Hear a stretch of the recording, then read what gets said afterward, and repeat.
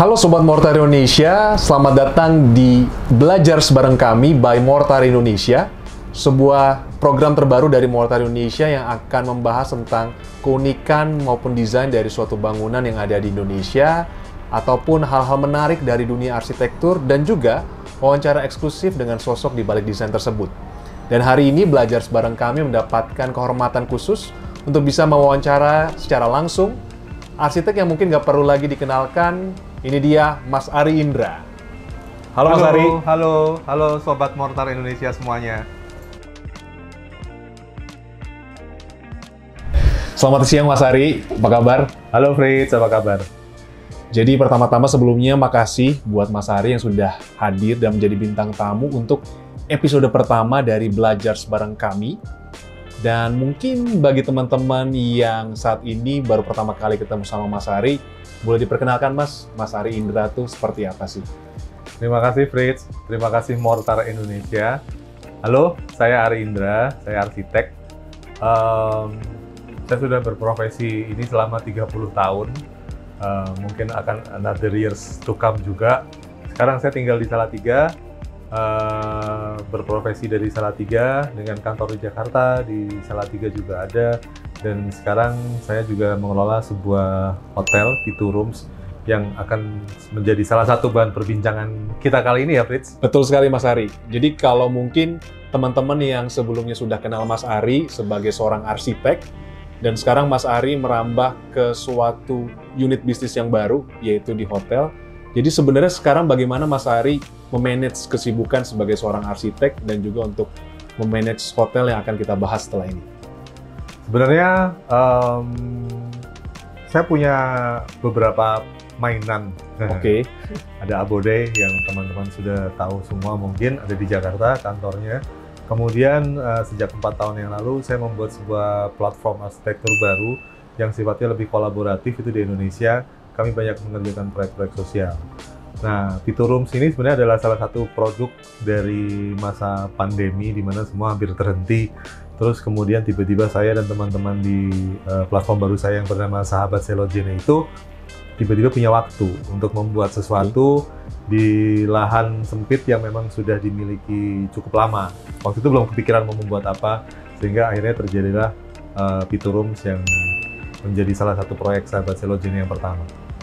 Mungkin tadi Mas Ari juga sudah keluar nih nama brandnya, yaitu Pitu Rooms. Sebenarnya Pitu Rooms itu apa? Dia ini sejenis makhluk apa yang akhirnya menjadi suatu karya Mas Ari saat ini?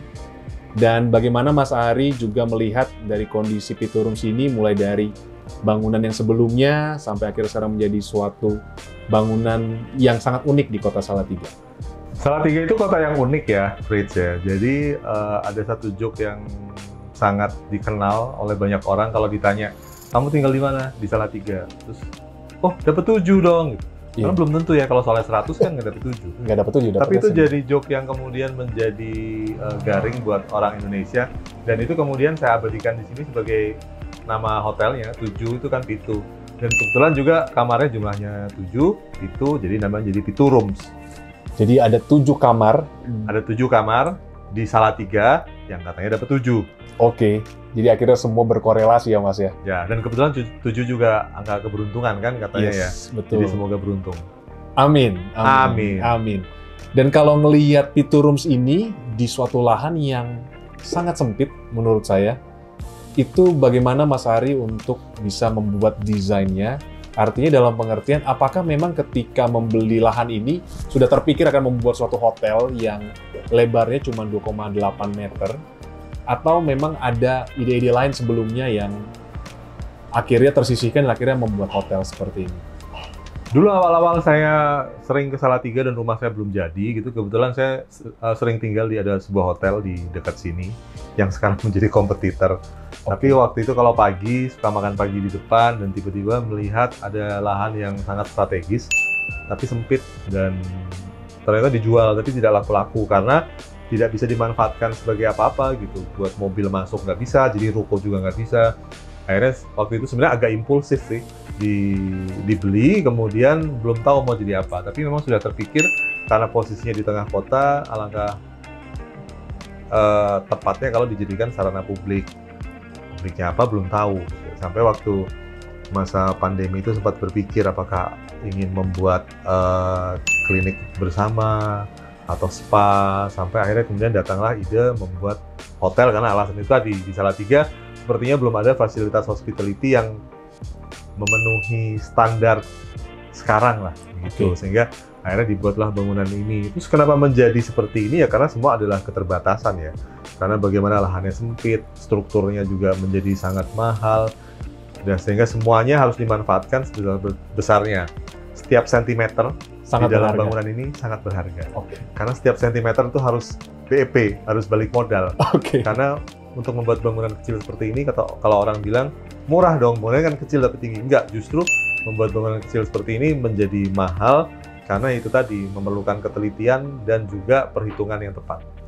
Betul sekali, Mas. Jadi kalau tadi Mas Ari juga udah sampaikan bahwa ini adalah suatu bangunan yang kayaknya nggak terpikirkan mungkin untuk orang kebanyakan, di lahan yang sangat sempit bisa menjadikannya sebuah hotel, dan tadi juga disampaikan bahwa setiap sentimeter sangat berharga. Jadi sebenarnya di dalam hotel ini apa aja sih, Mas, keunikan ataupun fitur yang terdapat di dalam Pitu Rooms yang mungkin nggak akan ditemukan juga di hotel-hotel lainnya? Ya karena namanya juga Pitu Rooms, jadi yang jelas pasti ada 7 kamar, itu udah pasti. Setiap kamarnya punya tema yang berbeda-beda, karena ya kapan lagi punya kamar cuma 7 kan, ya udah dibuat berbeda-beda supaya orang datang ke sini tidak cukup hanya sekali, bisa berkali-kali, bisa 7 kali, bisa mencoba kamar berbeda dengan artwork yang berbeda. Dan artwork mungkin juga menjadi salah satu andalan dari hotel ini, karena semua yang kami letakkan di sini itu barang asli. Artinya supaya orang bisa mengapresiasi karya seni dari yang biasa maupun yang luar biasa. Harapannya akan ada di tempat ini. Karena belum ada tempat seperti ini di Salatiga, di mana orang bisa menginap sekaligus juga mengapresiasi benda-benda seni. Tapi yang menarik juga sekarang ternyata tempat ini karena ada tempat makan ya, jadi mereka juga bisa makan di sini, dan kebanyakan langsung menuju ke lantai 6, karena di lantai 6 itu pemandangannya luar biasa. Salatiga itu adalah kota yang dikelilingi oleh gunung dan bukit, dan itu ada lebih dari 3, dan semua bisa terlihat dari lantai 6 Pitu Rooms yang kita beri nama Pitu Long. Itu sebenarnya adalah plesetan dari Pitu Lounge, tapi karena ruangannya panjang dan kurus menjadi Pitu Long. Dan sekarang saat ini kita berada di Pitu Long. Saat ini kita berada di Pitu Long. Jadi kalau tadi kita bicara tentang fitur dan desain yang sangat unik dari Pitu Rooms, sebenarnya dalam proses membangun dari Pitu Rooms ini sendiri, apa sih yang menjadi tantangan atau challenge? Karena menurut saya pastinya akan ada hal-hal yang berbeda dari bangunan sebelumnya, di mana bangunan yang sangat pipih ini tetapi menjulang ke atas cukup tinggi, tentunya ada tantangan-tantangan yang perlu dihadapi. Ya. Banyak orang di media sosial sebenarnya mempertanyakan apakah bangunan ini aman gitu ya. Ya harusnya aman ya, karena ini dibuat dengan perhitungan struktur yang sangat teliti, walaupun ada yang belok sana, belok sini, tapi sudah memenuhi dan mengikuti pertimbangan struktural yang tepat, juga sudah lolos ujian dari pemerintah kota sebelum ini dibangun. Dan pemilihan material juga menjadi salah satu hal yang penting di samping struktur, karena dengan bangunan yang kecil kita harus berpikir bagaimana caranya supaya bangunan ini tahan lama. Tahan lama itu artinya kekuatannya, kemudian juga penampilannya, tidak perlu setiap 2 tahun harus diberikan maintenance yang besar gitu ya. Nah, sehingga itulah salah satu pertimbangan, terutama pada saat kami belum sampai ke tahap finishing, waktu itu menggunakan produk mortar Indonesia. Produk mortar Indonesia itu hampir semuanya ya dipakai di hotel ini waktu itu kalau tidak salah, dari perekat bata merah, ada juga perekat bata ringan, kemudian ada plesteran, sampai acian gitu. Karena kebetulan saya kepengen memiliki bangunan yang berwarna merah. Dari dulu saya tidak pernah berhasil meyakinkan klien untuk punya bangunan yang berwarna merah. Nah, warna merah itu kan adalah warna yang sulit ya kalau diaplikasikan di dinding yang permukaannya tidak rata. Sehingga itulah salah satu alasan kenapa terus kami memutuskan untuk menggunakan produk acian dari mortar Indonesia, supaya nanti pada saat dicat merah seperti dinding-dinding ini, nanti mungkin sobat mortar Indonesia bisa saksikan, itu hampir flawless, tidak ada amburadulnya, semuanya halus, dan warna merahnya juga terlihat tampil dengan bagus, semuanya mulus. Ya, jadi dari Mas Ari, walaupun finishing di depan itu adalah hal yang penting, tetapi apa yang ada di belakang layar juga menjadi suatu hal Apa yang tidak mendukung. kelihatan juga penting. Betul sekali. Tempelannya juga penting, bagaimana menempel batanya dan sebagainya, itu juga pertimbangan pemilihan material waktu itu juga menjadi salah satu yang saya perhatikan. Itu tadi, supaya tidak nanti baru 2 tahun sudah harus dibongkar dan sebagainya. Dan itu juga terlihat memang Mas Ari ketika saya mencoba untuk jalan di dalam Pitu Rooms karena lebarnya yang cukup sempit, jadi akhirnya kita juga berhadapan dengan dinding yang berdekatan dengan kita ataupun railing yang berdekatan dengan kita, dan akhirnya secara tidak langsung pun kita juga ikut merasakan material-material yang ada di dalam Pitu Rooms ini. Apakah menurut Mas Ari Pitu Rooms ini masuk ke dalam konsep green building? In a way, saya bisa menggolongkan ini sebagai sebuah green. Green itu kan ada kutip ya, artinya tidak harus selalu ada tanaman dan sebagainya, tapi ini bangunan yang sustainable. Sustainable itu artinya apa? Artinya berdirinya bangunan ini dan beroperasinya, saya juga melibatkan banyak orang dan banyak industri kecil yang akhirnya menjadi satu dengan industri hospitality-nya Pitu Rooms. Contohnya apa? Karena saking kecilnya hotel ini, menjual kamar saja tidak cukup. Nah, yang kami lakukan adalah menjual paket-paket wisata ke Salatiga yang selama ini mungkin belum terlalu dikenal. Yang dikenal itu kan hanya kuliner, hanya makan. Nah, kami mulai memperkenalkan objek-objek wisata yang walaupun kecil, terlihat seolah biasa saja, tapi buat orang-orang kota yang belum pernah datang ke sini itu menarik. Nah, untuk melakukan itu, kami itu bekerja sama dengan beberapa pihak. Ada pemerintah, ada orang-orang setempat, kemudian ada juga penyewaan kendaraan yang akan membawa tamu-tamu kami, bahkan menjemputnya dari Jakarta untuk datang ke sini. Dari Jakarta datang ke Salatiga. Itu kesadaran itu gunanya adalah bagaimana membangkitkan industri ini supaya keberadaan Pitu Rooms tidak hanya bermanfaat bagi orang-orang yang menginap di sini, yang makan di sini, tapi juga bermanfaat bagi orang-orang yang tinggal di Salatiga dan sekitarnya. Ceritanya biar menumbuhkan ekonomi, walaupun sedikit. Iya, jadi tadi kalau mungkin Mas Ari sudah sampaikan Salatiga sebagai kota penunjang, tapi melalui Pitu Rooms, harapannya Salatiga bisa menjadi Kepengennya kota begitu, tujuan ya? Ya, tujuan tapi juga nggak perlu rame-rame. Kalau terlalu Iya. rame nanti jadi nggak enak. Betul. Kalau jadi kayak awkward, seperti kayak duduknya Mas ini sekarang awkward. Yang tidak terlihat Yang itu. tidak terlihat. Tapi dari tadi gue ketawa. Mungkin viewers atau sobat Mortar Indonesia nggak bisa ngelihat. Sobat Mortar Indonesia harus lihat, kameramen di depan saya ini duduknya udah kayak posenya gitu. Karena memang hotelnya sangat sempit. Iya. Sempit banget. Sebenarnya ini ukurannya mungkin dia agak melebihi biasanya. Jadi kayak duduknya kayak lipet gitu. Tahu mumi nggak? Nah, itu kayak posisinya di dalam mumi. Iya Mas Arindra, jadi kalau dilihat kan memang hotelnya unik banget, bangunannya bisa dibilang out of the box, orang mungkin juga nggak banyak yang akan memikirkan untuk membangun suatu hotel di lebar dan panjang seperti ini. Sebenarnya yang kalau Mas Ari Indra ceritakan sebagai seorang arsitek, approach seperti apa sih yang menjadi inspirasi Mas Ari Indra dalam membangun atau mendesain suatu bangunan ataupun gedung yang Mungkin Mas Ari salah satu alasan saya akhirnya membangun atau dulu membeli tempat ini ya karena memang tempatnya sangat sempit ya. Mungkin kalau ini luasnya normal kayak 300-400 meter persegi jadi nggak menarik. Jadi tidak ada tantangannya. Ini tuh luasnya hanya 36 meter persegi dengan lebar hanya 2,8 meter. Kayak odol aja gitu, kalau semakin diplotot kan idenya semakin keluar ya. Betul. Nah, dari dulu memang kecenderungannya,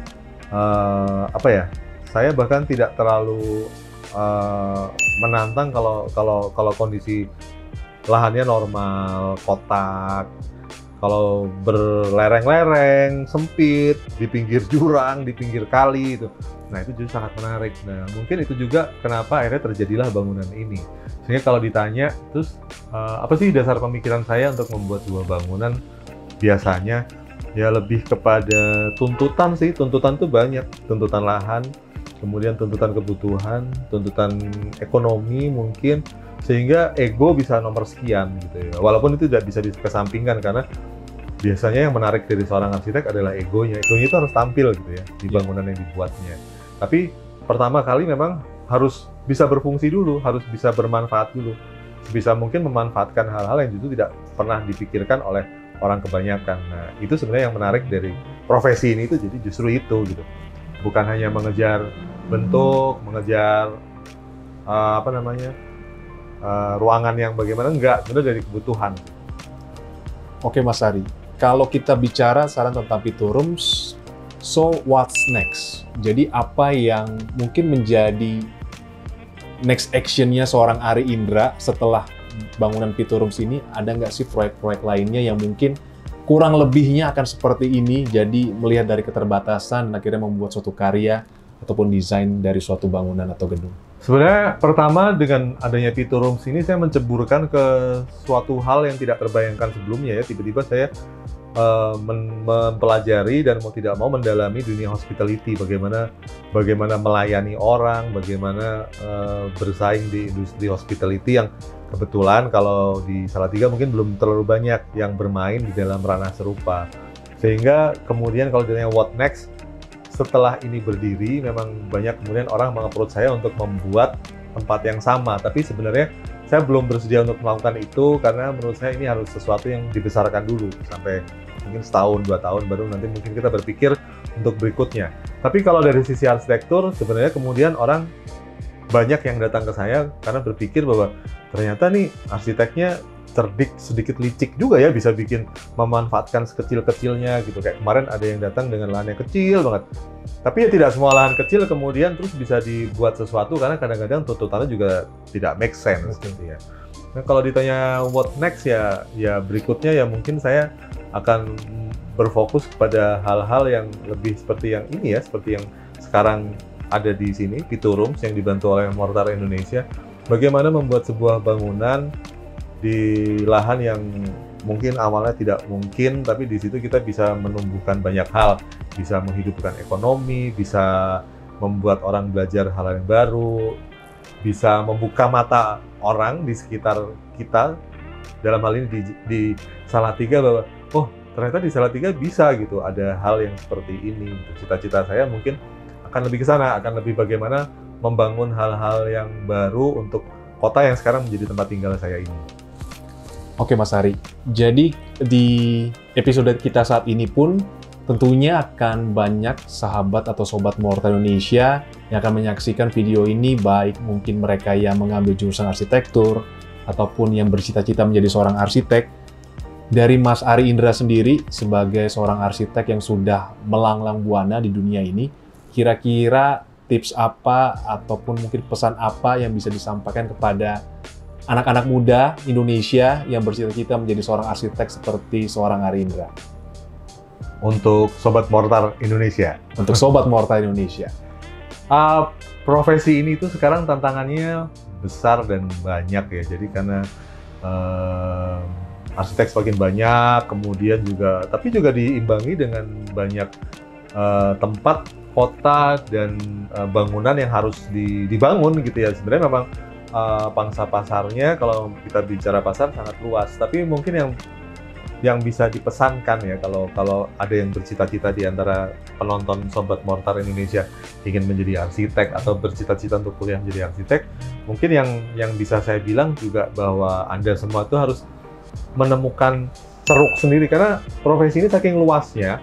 Kalau Anda tumbuh menjadi arsitek yang generik, itu ya mungkin tidak akan pernah menghasilkan sesuatu yang bisa berdampak luas kepada masyarakat. Temukan ceruknya, temukan tempat yang tepat, karena sekarang tempat yang tepat itu tidak harus di kota besar, tidak harus di biro-biro yang besar, bisa di mana saja, karena sekarang infrastrukturnya sudah mendukung. Jadi Anda harus tahu kekuatannya Anda itu apa, kemudian kekuatan yang mendukung Anda itu apa, jadilah diri sendiri, sehingga pada saat berpraktek, kita tidak hanya menggunakan pikiran, tapi juga menggunakan hati, supaya yang keluar itu benar-benar menjadi sesuatu yang menarik. Tidak hanya bangunan yang berfungsi, tapi juga bangunan yang menjadi penanda zaman lah, katakanlah begitu.